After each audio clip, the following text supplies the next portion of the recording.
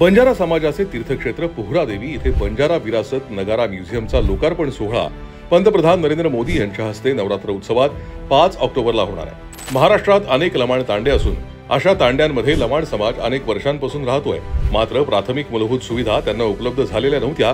ही बाब महायुती सरकारने लक्षात घेऊन लमाण तांड्यांच्या विकासासाठी स्वतंत्र संत सेवालाल महाराज बंजारा लमाण तांडा समृद्धी योजना ही ग्राम विकास विभागातून तांड्यांमध्ये प्राथमिक मूलभूत सुविधा उपलब्ध करून देण्यासाठी राबवण्यात येते। स्वतंत्र ग्रामपंचायत स्थापन करण्यासाठी तांडा भागासाठी किमान 1000 इतकी लोकसंख्या आणि 2 गावातील 3 किलोमीटर अंतर असणे आवश्यक असतं।